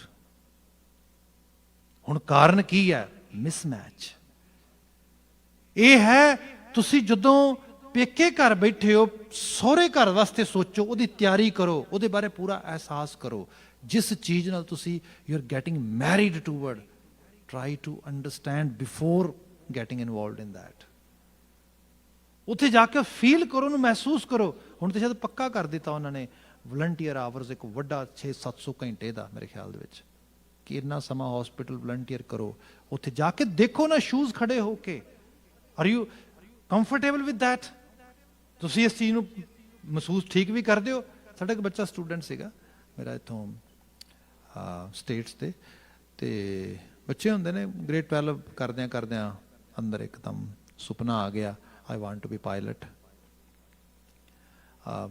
Father forces ਵਿੱਚੋਂ ਆਇਆ ਸੀਗਾ ਆਲਰੇਡੀ, ਉਹਨੂੰ ਪਤਾ ਸੀਗਾ ਬੜੀ ਹਾਰਡ ਲਾਈਫ ਹੁੰਦੀ ਹੈ ਇਸ ਕਿਸਮ ਦੀ, ਤੇ ਦਾ ਕੈਰੀਅਰ ਵੀ ਬਹੁਤ ਲੰਬਾ ਨਹੀਂ ਹੁੰਦਾ, ਹੋਰ ਬਹੁਤ ਸਾਰੀਆਂ ਚੀਜ਼ਾਂ। ਤੇ ਉਸਨੇ ਤੇ ਉਹਨਾਂ ਦਿਨਾਂ 'ਚ 9/11 ਵੀ ਹੋ ਕੇ ਹਟਿਆ ਸੀਗਾ, ਹਰਡਲ ਵੀ ਬਹੁਤ ਸੀਗੇ, ਮਤਲਬ ਜੇ ਕਿਤੇ ਸਹੀ ਕੈਰੀਅਰ ਲੱਭਣਾ ਤੇ being A brown coloured person and as well as turban ਦੇ ਨਾਲ ਸਾਰੇ ਚੀਜ਼ ਦੇ ਵਿੱਚ। ਖੈਰ ਉਹਨੇ ਕਿਹਾ ਕੋਈ ਗੱਲ ਨਹੀਂ, ਉਹਨੇ ਇਸ ਬਾਬਤ ਉਹਨੂੰ ਟਰਾਈ ਕੀਤੀ, ਪਰ ਉਹ ਕਹਿੰਦਾ ਨਹੀਂ ਮੈਂ ਇਸ ਤਰੀਕੇ ਨਾਲ। ਮੁੜ ਕੇ ਕੀ ਹੋਇਆ ਕਿ ਕੋਈ 2 ਸਰਦਾਰ ਸਾਹਿਬ ਸੀਗੇ ਸ਼ਾਇਦ ਕਿਸੇ ਅਫਰੀਕਨ 에ਅਰਲਾਈਨ ਦੇ ਨਾਲ, ਤੇ ਉਹਨਾਂ ਨਾਲ ਸਾਂਝ ਬਣੀ, ਤੇ ਉਹਨਾਂ ਦੇ ਕੋਲ ਇੱਕ 2 ਵਾਰੀ ਭੇਜਿਆ ਉਹਨੇ ਉਹ ਕਰਦੇ ਤੇ ਕਮਰਸ਼ੀਅਲ ਸਾਈਡ ਤੇ ਸੀਗੇ, ਜਿਹੜੇ ਕੁਰੀਅਰ ਸਾਈਡ ਵਾਲਾ ਹੁੰਦਾ, ਤੇ ਉਹਨੇ ਉਹਨਾਂ ਦੇ ਨਾਲ ਇੱਕ 2 ਵਾਰੀ ਉੱਥੇ ਰਿਹਾ, ਹੋਟਲ ਵਿੱਚ ਫਲਾਈ ਕੀਤਾ, ਸਾਰਾ ਕੁਝ ਦੇਖਿਆ, ਉਹਨਾਂ ਦੇ ਲੌਗਿੰਗ ਬੁੱਕ ਕਿੱਦਾਂ ਪੜ੍ਹਦੇ, ਸਭ ਕੁਝ ਕਰਾ ਕੇ ਕੋਈ 3 ਕੁ ਮਹੀਨੇ ਦੇ ਅੰਦਰ ਉਹਦਾ ਕਾਫੀ ਚਾਅ ਲੈ ਗਿਆ। ਫਿਰ ਆ ਕੇ ਜਦੋਂ ਫਾਦਰ ਨਾਲ ਗੱਲਬਾਤ ਕੀਤੀ, ਤੇ ਫਾਦਰ ਨੇ ਦੇਖਿਆ ਵੀ ਇਹ ਹੁਣ ਮੂੰਹ ਤੋਂ ਤੇ ਨਹੀਂ ਬੋਲ ਰਿਹਾ, ਅਸੀਂ ਜਾਪ ਸਾਹਿਬ ਪੜ੍ਹਦੇ ਨਾ, ਆ ਡੀਠ ਧਰਮ ਅਤ ਢੀਠ ਕਰਮ, ਮਨ ਬਹੁਤ ਢੀਠ ਹੈ। ਇਹਨੂੰ ਇਹ ਹੁੰਦਾ ਹੈ ਕਿ ਮੈਂ ਇੱਕ ਵਾਰੀ ਇਹ ਗੱਲ ਕਹਿਤੀ ਹੈ, ਤੇ ਜੇ ਮੈਂ ਸਟੈਪ ਬੈਕ ਕੀਤਾ ਤੇ ਮੇਰੀ ਹੰਕਾਰ, ਈਗੋ ਹਰਟ ਹੋ ਜਾਏਗੀ। ਫਿਰ ਮਤਲਬ ਫਿਰ ਤੇ ਕਾਹਦਾ ਹੋਇਆ, ਗਲਤ ਹੋਇਆ, ਠੀਕ ਹੋਇਆ, ਮੈਂ ਤੇ ਡਟਿਆ ਇੱਥੇ। ਤੇ ਕਈ ਵਾਰ ਪਤਾ ਲੱਗ ਜਾਂਦਾ ਵੀ ਢੀਠਪੁਣਾ ਆ, ਐਵੇਂ ਮੰਨ ਲੈਣੀ ਚਾਹੀਦੀ ਗੱਲ ਵੀ ਠੀਕ ਨਹੀਂ ਗਈ। ਹੁਣ ਉਹ ਇਸ ਚੀਜ਼ ਨੂੰ ਐਗਰੀ ਕਰਨ ਵਾਸਤੇ ਤਿਆਰ ਨਹੀਂ ਗਾ। ਉਹਨੇ ਦੇਖਿਆ ਵੀ ਇਹ ਐਕਚੁਅਲੀ ਹੈਗੀ ਇਹਦੇ ਕਰੈਕਟਰ ਦੇ 'ਚ ਇਹੋ ਜਿਹੀ ਬਾਤ। ਮੁੜ ਕੇ ਉਹਨੇ ਉਸ ਨੂੰ ਵਾਪਸ ਸਟੇਟਸ ਆਇਆ ਜਦੋਂ ਉੱਥੋਂ, ਤੇ ਉਹਨੂੰ ਇੱਕ ਉਹਦਾ ਬੜਾ ਪਿਆਰੀ ਆਪਣਾ ਕੋਈ ਜਾਣਕਾਰ ਸੀਗਾ, ਫਾਰਮੇਸੀ ਆਪਣੀ ਓਨ ਕਰਦਾ ਸੀਗਾ, ਫਾਰਮਾਸਿਸਟ, ਉਹਦੇ ਨਾਲ ਲਗਾ ਦਿੱਤਾ ਪਹਿਲਾਂ ਵਲੰਟੀਅਰ ਵਰਕ ਕਰਨ ਵਾਸਤੇ। ਬੱਚਾ ਬੜਾ ਪਿਆਰਾ, ਬੀਬਾ ਬੜਾ ਚੰਗੇ, ਮਤਲਬ ਜਿਹੜਾ ਹੈਗਾ ਵੈਲ ਰੇਜ਼ਡ ਕਿਡ ਕਹਿ ਲਓ। ਉਹਨੇ ਉੱਥੇ ਹੱਥ ਵਟਾਇਆ, ਥੋੜ੍ਹੇ ਦਿਨਾਂ 'ਚ ਉਹਨੇ ਦੇਖਿਆ ਵੀ ਬੜਾ ਮਲਟੀ ਟਾਸਕ ਬੰਦਾ ਹੈਗਾ। ਉਹਨੂੰ ਥੋੜ੍ਹੀ ਪੇ ਕਰਨਾ ਸ਼ੁਰੂ ਕਰਤਾ, ਉਹਦਾ ਹੋਰ ਇੰਟਰਸਟ ਬਣ ਗਿਆ। ਉਹ ਕਰੀਬ 2-2.5-3 ਮਹੀਨੇ 'ਚ ਐਸੀ ਰਿਲੇਸ਼ਨਸ਼ਿਪ ਬਿਲਡ ਹੋਈ, ਉਹ ਕਹਿੰਦੇ you know I want to be pharmacist. ਉਹ ਮੈਨੂੰ ਅਜੇ ਵੀ ਯਾਦ ਹੈ, ਵੀਰ ਜੀ ਕਹਿੰਦੇ ਸ਼ੁਕਰ ਹੈ, ਕਹਿੰਦੇ ਐਟਲੀਸਟ ਚੰਗੀ ਚੀਜ਼ ਡਿਸਕਵਰ ਕੀਤੀ, ਤੇ ਆਪਣੇ ਤੌਰ ਤੇ ਮੈਨੂੰ ਇਸ ਗੱਲ ਦੀ ਖੁਸ਼ੀ ਹੋਈ ਕਿਉਂਕਿ ਮੈਨੂੰ ਇਹਦੀ ਵਾਕਫੀਅਤ ਹੈਗੀ ਹੈ। ਖੈਰ, ਪਰ ਫਿਰ ਵੀ ਉਹ ਐਗਰੀ ਨਾ ਕੀਤੇ। ਉਹ ਕਹਿੰਦੇ ਅਜੇ ਨਹੀਂ, ਬਹੁਤ ਅਰਲੀ ਹੈ, ਅਜੇ ਸਾਲ ਹੋਰ ਵੇਖ, ਆਪਾਂ ਨੂੰ ਕੋਈ ਕਾਹਲੀ ਨਹੀਂ ਹੈ, ਸਾਰੀ ਉਮਰ ਕੰਮ ਹੀ ਕਰਨਾ। ਜੇ ਤੈਨੂੰ if you feel like then go with it. ਪਰ ਇਹ ਹੈ, ਪੇਕੇ ਘਰ ਵਿੱਚ ਰਹਿੰਦਿਆਂ ਸਹੁਰੇ ਘਰ ਦੀ ਤਿਆਰੀ ਖਿੱਚੋ। ਤੁਸੀਂ ਜਿਸ ਚੀਜ਼ ਵਾਲੇ ਪਾਸੇ ਜਾ ਰਹੇ ਹੋ, ਇਹਨੂੰ ਗੁਰੂ ਸਾਹਿਬ ਨੇ ਇਸ ਤਰ੍ਹਾਂ ਹੀ ਬਿਆਨ ਕੀਤਾ, ਸੁਣ ਮੁੰਦੇ ਹਰਨਾਖੀਏ ਗੂੜਾ ਵੈਣ ਅਪਾਰ, ਪਹਿਲਾਂ ਵਸਤ ਸਿੰਜਾਣ ਕੈ ਤਾਂ ਕੀਚੈ ਵਾਪਾਰ। ਮਾਫੀ ਚਾਹਾਂਗਾ, ਇੱਥੇ ਤੇ ਇੱਕ ਛੋਟੀ ਛੋਟੀ ਗੱਲ ਦੀ ਬਾਤ ਹੋ ਰਹੀ ਹੈ। ਇੱਥੇ ਤੇ ਲੋਕੀ ਵਿਆਹ ਵਰਗੇ ਰਿਸ਼ਤੇ ਨੂੰ ਮਜ਼ਾਕ ਸਮਝਦੇ ਨੇ, without paying attention, without thinking ਕਿ ਇਹ ਕੋਈ ਜੋਕ ਨਹੀਂ ਹੈਗਾ, ਇਹ ਰੀਡੂ ਤੇ ਅਨਡੂ ਕਰਨ ਵਾਲੀ ਗੱਲ ਨਹੀਂ ਹੁੰਦੀ ਥੋੜੇ ਦਿਨਾਂ ਬਾਅਦ। ਨੋ ਨੋ ਨੋ। ਮੈਂ ਤਾਂ ਕਈ ਵਾਰੀ ਲਾਵਾਂ ਦੀ ਤੋਂ ਵਿਆਖਿਆ ਕਰਦਾ, ਤੇ ਖਾਸ ਕਰਕੇ ਬੱਚਿਆਂ ਨੂੰ, ਈਵਨ ਪ੍ਰੀ ਮੈਰਿਟਲ ਕਾਉਂਸਲਿੰਗ ਦੇ ਵਿੱਚ ਬੱਚਿਆਂ ਨਾਲ ਜਦੋਂ ਬੈਠਦਾ ਤਾਂ ਉਹਨਾਂ ਨੂੰ ਮੈਂ ਦੱਸਦਾ, do you understand Anand Karaj ਮੀਨ? ਤੇ ਕਈ ਵਾਰੀ ਕਹਿਣਗੇ ਆ ਭਾਈ ਸਾਹਿਬ ਵੀ ਨੋ, ਆਨੰਦ ਮੀਨ ਹੈਪੀਨੈਸ, ਈਵੈਂਟ ਮੀਨ ਕਾਰਜ mean event, it's an event of happiness. ਮੈਂ ਕਿਹਾ ਕੋਈ ਠੀਕ ਗੱਲ ਹੈ, ਈਵੈਂਟ ਆਫ ਹੈਪੀਨੈਸ ਤੇ ਹੁੰਦਾ ਆ ਉਹ, ਪਰ ਐਕਚੁਅਲ ਲੈਵਲ ਤੇ ਆਨੰਦ ਕਾਰਜ ਦਾ ਮਤਲਬ ਇਹ ਹੁੰਦਾ ਆ, ਆਨੰਦ ਮੀਨ ਹਾਈਲੀ ਪਲੇਜਰਫੁਲ ਥਿੰਗ। ਤੇ ਉਹ ਉਦੋਂ ਹੀ ਹੁੰਦੀ ਜਦੋਂ ਬੰਦੇ ਨੂੰ ਕੰਪਲੀਟ ਸੈਟਿਸਫੈਕਸ਼ਨ ਮਿਲੇ। ਤੇ ਇਹਦੇ 'ਚ ਅਸੀਂ ਇਹ ਕਹਿੰਦੇ ਆ, ਉਹ ਜਿਹੜੀ complete satisfaction it's a bliss. So it's a blissful union event, ਇਹਨੂੰ ਇਸ ਤਰ੍ਹਾਂ ਜਾਣੋ। ਤੇ ਕਈ ਵਾਰੀ ਬੱਚੇ ਕਹਿਣਗੇ Bhai Sahib can you elaborate it little bit, ਇਹ ਬਲਿਸ ਦਾ ਮਤਲਬ ਤੁਸੀਂ ਕੀ ਸਮਝਦੇ ਇਸ ਰੂਪ ਦੇ ਵਿੱਚ? ਤੇ ਇਹਦੀ ਮਿਸਾਲ ਮੈਂ ਤੁਹਾਨੂੰ ਸਰਲ ਭਾਵ ਵਿੱਚ ਦੇਣਾ। ਇਸ ਤਰ੍ਹਾਂ ਹੁੰਦਾ ਹੈ ਕਿ ਜਿਵੇਂ we actually incorporate new members in our families in actually you can say ਦੋ choices ਦੇ ਨਾਲ। ਇੱਕ ਹੁੰਦੀ ਹੈ ਕਿ ਮਦਰ ਨੇਚਰ ਸਾਨੂੰ ਨਵੇਂ ਬੱਚੇ ਬਲੈਸ ਕਰਦੀ ਹੈ, ਅਸੀਂ ਉਹਨਾਂ ਨੂੰ ਬਲੈਸ ਸਮਝ ਕੇ ਮਦਰ ਨੇਚਰ ਦੀ ਉਹਨਾਂ ਨੂੰ ਐਕਸੈਪਟ ਕਰਦੇ ਹਾਂ। ਉਹਨਾਂ ਨੂੰ ਲੋਕੀ ਪਾਲਦੇ ਨੇ, ਸੰਭਾਲਦੇ ਨੇ, ਦਿੱਕਤਾਂ ਵੀ ਆਉਂਦੀਆਂ ਬਹੁਤ ਸਾਰੀਆਂ। ਪਰ ਤੁਸੀਂ ਕਿਤੇ ਸ਼ਾਇਦ ਦੇਖਿਆ ਹੋਏ ਕੋਈ ਬੰਦਾ ਇਹ ਕਹਿ ਰਿਹਾ ਹੋ rarely, you know I am doubtful, I don't know I should continue my relationship with my kids or not? No. Should I redo or undo it? No. It's a bliss. ਇਹ ਜੋ ਹੈ ਇਹਦੇ ਨਾਲ ਹੀ ਜਾਣਾ। ਪਰ ਦੂਸਰੇ ਪਾਸੇ second way to incorporate new members in our families by commitment. ਇੱਥੇ ਕੀ ਹੈ? ਕਮਿਟਮੈਂਟ ਕੀਤਾ, ਉਸ ਤੋਂ ਬਾਅਦ ਕਿਆ ਕੋਈ ਰੀਜ਼ਨ ਹੋਇਆ, who care? ਚਲੋ ਜੀ। ਹੁਣ ਇਹ ਜਿੱਥੇ ਇਸ ਕਿਸਮ ਦੀ ਸਮਝ ਨਹੀਂ ਹੈਗੀ, ਉੱਥੇ ਕੈਰੀਅਰਸ ਦੇ ਨਾਲ, ਉੱਥੇ ਡਿਫਰੈਂਟ ਪ੍ਰੋਫੈਸ਼ਨਸ ਦੇ ਨਾਲ, ਜ਼ਿੰਦਗੀ ਜੀਣ ਦੇ ਤਰੀਕੇ ਸਲੀਕੇ ਦੇ ਨਾਲ, ਢੰਗ ਦੇ ਨਾਲ ਬੰਦਾ ਕਿਵੇਂ ਜਸਟਿਸ ਕਰੇਗਾ? ਉਹਨੂੰ ਫਿਰ ਨਹੀਂ ਪਤਾ ਮੈਰਿਜ ਦਾ ਮਤਲਬ ਕੀ ਹੁੰਦਾ। ਮੈਰਿਜ ਦਾ ਮਾਇਨਾ ਆ ਕਿਸੇ ਚੀਜ਼ ਨੂੰ 100% ਡੈਡੀਕੇਸ਼ਨ ਦੇ ਨਾਲ ਜੀਣਾ, ਅਪਣਾਉਣਾ, ਧਾਰਨ ਕਰ ਲੈਣਾ। ਸਾਡੀ ਗੁਰੂ ਨਾਲ ਵੀ ਵਿਆਹ ਦੀ ਬਾਤ ਹੈ। ਅਸੀਂ ਸ਼ਬਦ ਪੜ੍ਹਦੇ ਹਾਂ, ਤਨ ਮਨ ਧਨ ਸਭ ਸੌਂਪ ਗੁਰੂ ਕੋ, ਹੁਕਮ ਮੰਨਿਆ ਪਾਈ ਹੈ। ਹੁਣ ਆਹ ਜਿਹੜੀ ਚੀਜ਼ ਆ, ਜਿਹਨੂੰ ਇਹ ਹਰ ਪਹਿਲੂ ਚ ਆਏਗੀ ਹੈ। ਇੱਥੇ ਗੁਰੂ ਬਾਬਾ ਜੀ ਨੇ ਬਾਤ ਕੀਤੀ ਹੈ, ਮਹਾਰਾਜ ਕਹਿੰਦੇ ਪੇਈੜ ਹੈ ਪਿਰ ਚੇਤੇ ਨਾਹੀਂ। ਜਦੋਂ ਪੇਕੇ ਘਰ ਚ ਹੈ ਉਦੋਂ ਪਿਰ ਨੂੰ ਚੇਤੇ ਨਹੀਂ ਕਰ ਰਿਹਾ। ਐਕਚੁਅਲ ਨੈਕਸਟ ਲੈਵਲ ਤੇ ਬਾਤ ਨਹੀਂ ਹੋ ਰਹੀ। ਇਸ ਸੰਸਾਰ ਵਿੱਚ ਰਹਿੰਦਿਆਂ ਆ ਜਿਵੇਂ ਹੁਣ ਜੀਵਨ ਆ, ਇੱਕ ਸਮਾਂ ਆਉਣਾ, ਇਹਨੇ ਇਸ ਕਲਬੂਤ ਨੇ ਖਤਮ ਹੋ ਜਾਣਾ, ਇਸ ਜਿਹੜੀ ਆ ਇਵੋਲਵ ਹੋਈ ਬਾਡੀ ਹੈ, ਇਹਦੀ ਜਰਨੀ ਫਿਨਿਸ਼ ਹੋ ਜਾਏਗੀ, ਡਨ। ਪਰ ਇਹਦੀ ਜਰਨੀ ਫਿਨਿਸ਼ ਹੋਣੀ ਹੈ, ਜਿਹੜਾ ਐਕਚੁਅਲੀ ਇਹਨੂੰ ਚਲਾ ਰਿਹਾ ਤੇ ਰਨ ਕਰ ਲਿਆ ਤੇ ਪਿੱਛੇ ਜਿਹੜੀ ਇਨਵਿਜ਼ੀਬਲ ਫੋਰਸ ਦੇ ਪਿੱਛੇ ਪਈ ਹੈ, ਉਹਦੀ ਜਰਨੀ ਤੇ ਬੜੀ ਲੰਮੀ ਹੈ। ਉਹ ਤੇ ਪਿੱਛੋਂ ਆ ਰਹੀ ਤੇ ਅੱਗੇ ਜਾਣੀ ਹੈ। ਸਾਨੂੰ ਐਕਸਪੀਰੀਅੰਸ ਨਾ ਹੋਏ ਉਹਦਾ, ਅਸੀਂ ਉਹਨੂੰ ਅਟੈਂਸ਼ਨ ਪੇ ਨਾ ਕਰੀਏ। ਬਾਣੀ 'ਚ ਲਿਟਰਲੀ ਤੌਰ ਤੇ ਲਿਖਿਆ ਹੈ, ਕਈ ਜਨਮ ਭੈ ਕੀਟ ਪਤੰਗਾ, ਕਈ ਜਨਮ ਗਜਮੀਨ ਕੁਰੰਗਾ, ਕਈ ਜਨਮ ਪੰਖੀ ਸਰਪ ਹੋਇਓ। ਇਹ ਚੱਲ ਰਿਹਾ। ਸੋ ਇਹ ਹੈ, ਇੱਥੇ ਰਹਿੰਦਿਆਂ ਕੁਝ ਅਹਿਸਾਸਿਆ ਨਹੀਂ ਕੁਝ, ਤੇ ਉਸ ਲੈਵਲ ਤੇ ਗੁਰਬਾਣੀ ਪੂਰਾ ਅਵੇਅਰ ਕਰਦੀ ਹੈ। ਤੇ ਸਫ਼ਰ ਸ਼ੁਰੂਆਤ ਕਿਸੇ ਖਾਸ ਟ੍ਰੇਟ ਸੰਸਕਾਰਾਂ ਤੇ ਉਹਨਾਂ ਨਾਲ ਹੋਇਆ ਆ, ਸਮਾਪਤੀ ਤੁਸੀਂ ਆਪਣੀ ਮਰਜ਼ੀ ਨਾਲ ਕਰ ਸਕਦੇ ਹੋ। ਜਿੱਥੇ ਤੁਹਾਡੀ ਸਟੇਟ ਆਫ ਮਾਈਂਡ ਜਿਹੋ ਜਿਹੀ ਹੋਏਗੀ, ਉਸੇ ਤਰੀਕੇ ਨਾਲ ਅਗਲਾ ਸਫ਼ਰ ਸ਼ੁਰੂ ਹੋ ਜਾਏਗਾ। ਜੇ ਬੰਦੇ ਨੇ ਉਹਦੇ ਬਾਰੇ ਸੋਚਿਆ ਹੀ ਨਹੀਂ, ਬਲਕਿ ਸਮਾਂ ਉਹ ਆ ਗਿਆ ਜਿੱਥੇ ਉਹ ਜਾ ਕੇ ਹੁਣ ਜਰਨੀ ਫਿਨਿਸ਼ ਹੋਣੀ ਹੈ, ਤੇ ਬੰਦੇ ਦੀ ਅਜੇ ਵੀ ਵਾਸ਼ਨਾ ਨਹੀਂ ਮੁੱਕੀ, ਸਵਾਰਥ ਨਹੀਂ ਮੁੱਕੇ, ਬਲਕਿ ਹੋਰ ਗਿਲਟ ਨੇ। ਜਿਹਨੂੰ ਸਾਹਿਬ ਨੇ ਕਿਹਾ ਕਿ ਹਾਲਤ ਇਹ ਬਣ ਗਈ ਵੀ ਉੱਥੇ ਸਫ਼ਰ ਤੇ ਮੁੱਕਣ ਤੇ ਆ ਗਿਆ, ਤੇ ਉਸ ਸਮੇਂ ਬੰਦੇ ਨੇ ਦੇਖਿਆ ਸਿਰ ਤੇ ਪਾਪਾਂ ਦੀ ਪੰਡ ਰੱਖ ਲਈ ਮੈਂ। ਹੁਣ ਕੀ ਹੋਏਗਾ? ਹੈਲੋਵੀਨ ਆ ਅੱਜ, ਤੇ 31 ਅਕਤੂਬਰ ਸਾਡੀ ਤਵਾਰੀਖ ਵਿੱਚ ਵੀ ਦਿਨ ਹੈ। ਉਹ ਮਾਈ ਏਡੀ ਵੱਡੀ ਪੋਜੀਸ਼ਨ ਤੇ ਬੈਠੀ, ਉਹਨੂੰ ਕੋਈ ਅਹਿਸਾਸ ਨਹੀਂ ਮੈਂ ਕਿਹੜੀ ਅੱਗ ਨਾਲ ਖੇਡ ਰਹੀ ਹਾਂ। ਉਸ ਸਥਾਨ ਤੇ ਜਿਹਨੂੰ ਸਿਜਦੇ ਕਰਦਿਆਂ, ਮੱਥੇ ਟੇਕਦਿਆਂ, ਸਿੱਖਾਂ ਦੇ, ਮਨੁੱਖਾਂ ਦੇ, ਥੋੜੀ ਜਿਹੀ ਵੀ ਜਿਹਦੇ ਚ ਇਨਸਾਨੀਅਤ ਤੇ ਧਾਰਮਿਕ ਬਿਰਤੀ ਹੈ, ਉਹਦਾ ਸਿਰ ਨਹੀਂ ਥੱਕਦਾ। ਉੱਥੇ ਜਾ ਦਾਗੇ ਤੋਪਾਂ ਗੋਲੇ, ਤਵਾਰੀਖ ਪੜ੍ਹਦੇ ਆ। ਤੇ ਐਕਚੁਅਲੀ ਮੈਂ ਬਹੁਤ ਸਾਰਾ ਲਿਟਰੇਚਰ ਪੜ੍ਹਿਆ ਇਹਦੇ ਬਾਬਤ।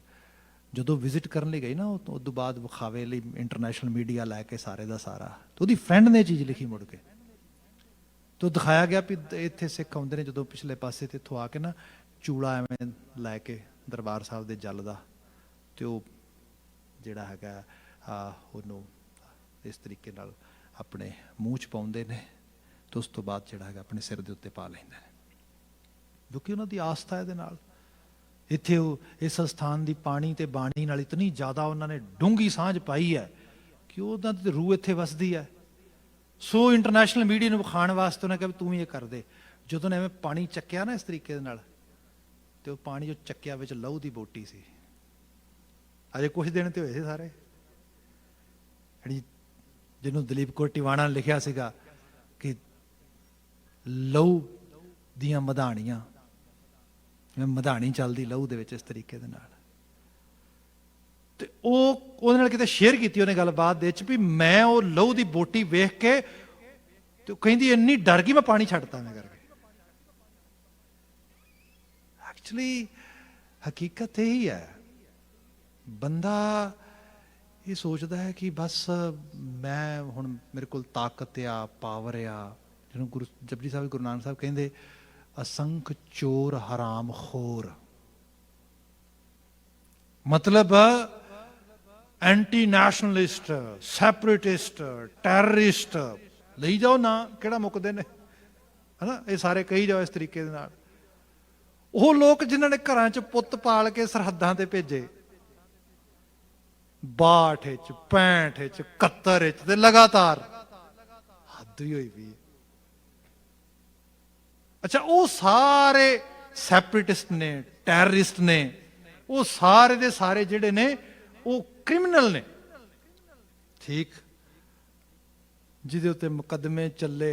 ਦੁਨੀਆ ਦੀ ਡੈਮੋਕ੍ਰੇਸੀ ਨੂੰ ਉਹਨੇ, ਜਿਹੜੀ ਡੈਮੋਕ੍ਰੇਸੀ ਲੋਕ ਕਹਿੰਦੇ ਸੀਗੇ, ਉਹਦੇ ਨਾਲ ਖੇਡੀ, ਐਮਰਜੈਂਸੀ ਲਾਈ, ਕੈਸੇ ਕੈਸੇ ਤੇ ਕਿਵੇਂ ਬੂਥ ਕੈਪਚਰਿੰਗ ਤੋਂ ਲੈ ਕੇ ਸਾਰਾ ਕੁਝ ਕਰ ਕਰਾ ਕੇ ਗੱਦੀ ਤੇ ਬੈਠੀ। ਉਹ ਕੀ ਹੈ? ਪਾਕ ਸਾਫ। ਗੁਰੂ ਨਾਨਕ ਸਾਹਿਬ ਕਹਿੰਦੇ ਅਸੰਖ ਚੋਰ ਹਰਾਮ ਖੋਰ। ਕੀ ਕਹੋਗੇ ਸੁਣੋ?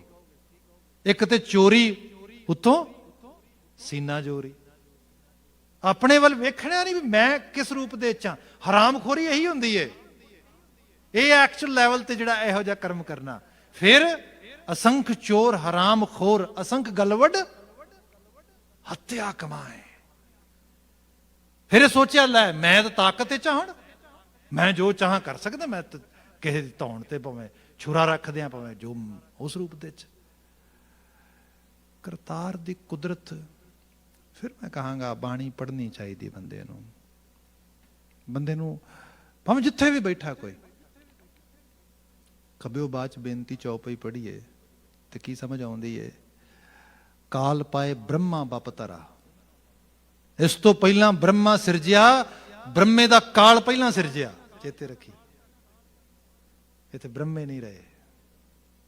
काल पाए ब्रह्मा बपतरा, काल पाए शिवजू अवतारा, काल पाए कर विष्णु प्रकाशा, सकल काल का किया तमाशा। एक काल दी चक्की है, यदि दाड़ च सब रगड़े जाते हैं। जे बंदा इन्नी क तैयारी करे भी अल्टीमेटली कल नूं मैं भी काल नूं पेश आउणा है। वो कहती जो मैं चक्या पानी छड्डिया, एक्चुअली मैनूं उदन ही महसूस होया, मैं क्या आ की कर रहा। अगली तैयारी बंदा आप ही कर रहा, सब तैयारी कर रहे हैं। इत्थे गुरु बाबा जी कहंदे पेई जड़ा पेका घर सदा नहीं रहना। पेके घर बच्चियां छोटियां छोटियां होंदियां सी, मौज होंदी सी, गुड्डियां पटोलियां नाल खेडना, कोई जिम्मेवारी नहीं। घरदियां ने भी कहना बगाने घर जाके गालां खाणियां, झिड़कां खाणियां। इत्थे नहीं कुछ कहो, राज है उन्हां दा, पर वो राज हमेशा नहीं। एक दिन सबनी सोहरे वंजना, उत्थे पहुंचना है, उत्थे फिर हिसाब होना सब चीज़ां दा, परख होनी है सारे कासे दी। गुरु बाबा जी कहते याद कर इत्थे रहिंदियां, जदों जीवन जी रहा उदों काल नूं चेते कर, अकाल नूं चेते कर। पई जड़ा फिर चेते नाही, दूजे मुट्ठी रोवै ताही। फिर वो इस तरीके नाल ठग्गिया समझ के अपने आप नूं धां नाल रोंदी जीवात्मा। इहदी बात हो रही है अज वास्ते, क्योंकि समा समाप्त है, इत्थे समाप्ति कर देना वाला। कि चित सीगा कि तिन्नां पद्यां दी व्याख्या करांगा, पर आउंदे कल इहदी बात पावांगे। इत्थे समाप्ति कह देना जी। वाहिगुरू जी का खालसा, वाहिगुरू जी की फतेह।